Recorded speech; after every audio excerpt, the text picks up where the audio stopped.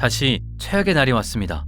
미세먼지 앱을 켜고 확인했을 때 최악, 절대 나가지 마시오라는 문구는 짜증, 그리고 짜증을 자아냅니다.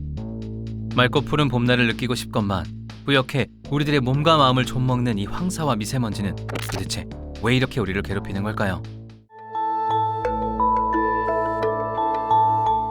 황사는 아주 오랜 역사를 가지고 있습니다.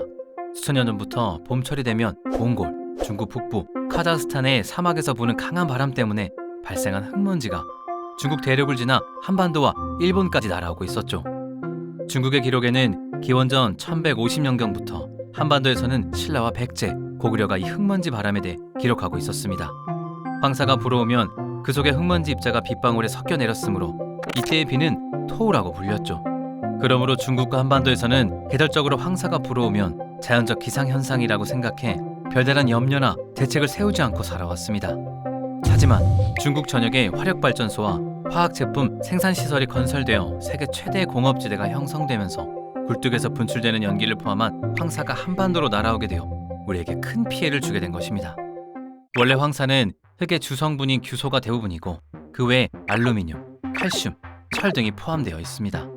하지만 여기에 더해 화력발전소와 화학공장에서 나오는 연기와 그 연기에 포함된 먼지 상태의 재, 검댕, 일산화탄소, 황산과 질산, 중금속 입자와 기타 여러 가지 발암 물질이 상당량 섞여 있으므로 황사에 섞여오는 이 물질들이 호흡을 통해 인체 내부로 들어올 수 있고 식수 자원을 오염시켜 농작물에도 피해를 줄 수 있습니다. 또한 황사 속에는 발생 지역의 바이러스, 박테리아, 곰팡이, 해충, 농업용 살충제, 항생물질, 제초제, 성면 입자도 포함되어 있으므로 사람들은 황사를 타고 병균까지 건너올 수 있다고 염려하고 있습니다.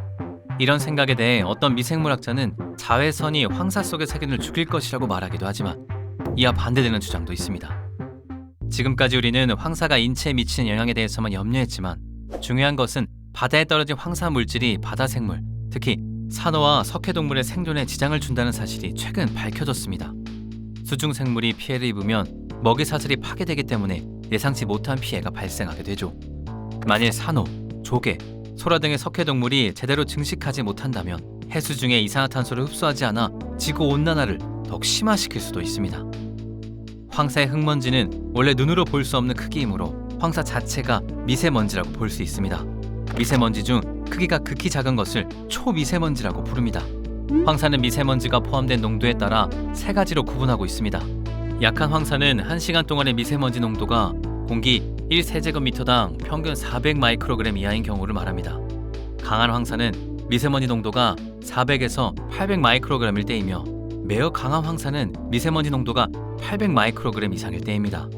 중국에서 불어오는 황사에 더해 우리나라의 화력발전소, 산업시설, 자동차 매연, 마모되는 타이어의 입자 등에서 미세먼지가 발생합니다. 그렇다면 생활형 미세먼지는 얼마나 유해할까요? 장작, 낙엽, 숯불, 촛불, 향 등이 타면 연기가 발생합니다. 생선, 불고기 등의 음식을 데워도 탄소 입자가 주성분인 연기가 발생하죠. 그러나 자연의 동식물이 탈 때 나오는 연기에는 중금속이나 발암물질 같은 유해성 물질이 거의 없습니다. 낙엽이나 장작을 태울 때 연기가 나면 인체에 후각이 먼저 알고 이를 피합니다. 또 연기가 심하면 눈의 각막이 자극을 받아 눈이 매워 잘 견디지 못하죠. 이것은 인체의 자연적인 방어기구입니다. 실내 연기가 자욱한데 환기를 시키지 않는 사람은 아마 없을 것입니다. 미세먼지는 입자가 작아 눈에 보이지 않으나 입자수가 워낙 많기 때문에 태양빛을 산란시켜 옅은 구름이 덮인 듯 일조량을 감소시킵니다. 또한 공기 중에 떠도는 먼지 입자 주변에는 대기 중의 물 분자가 결합하여 작은 물방울을 형성합니다. 대기 속에 먼지 입자가 없으면 빗방울이 형성되지 못합니다. 우리말 운무는 구름과 안개를 뜻하는데 미세먼지가 많으면 작은 물방울, 즉 운무가 심해지는 것입니다. 그렇다면 황사, 즉 미세먼지 방지 대책은 있을까요? 황사는 광대한 사막에서 발생하므로 사막의 규모를 줄이도록 하는 것도 방지책입니다. 그래서 한국과 중국은 사막지대에 조림을 하는 공동사업을 벌이고 있죠. 그러나 사막은 워낙 넓고 목축으로 인해 사막이 더 확장되고 있어 그 효과가 잘 나타나지 않고 있습니다. 화력발전소 등의 산업시설에는 오래전부터 의무적으로 집진기를 사용해 굴뚝으로 먼지가 나가지 않도록 노력하고 있습니다. 하지만 집진시설 운영에는 비용이 들기 때문에 이를 기피하는 곳도 있어 좀 더 노력이 필요한 부분입니다. 또 화석연료를 사용하는 발전소와 공정을 줄이는 노력도 하고 있습니다. 최근에 와서 더욱 심해지는 한반도 하늘의 미세먼지에 의한 기상 변화에 대해서는 지금부터라도 깊이 연구되어야 할 중요한 과제입니다.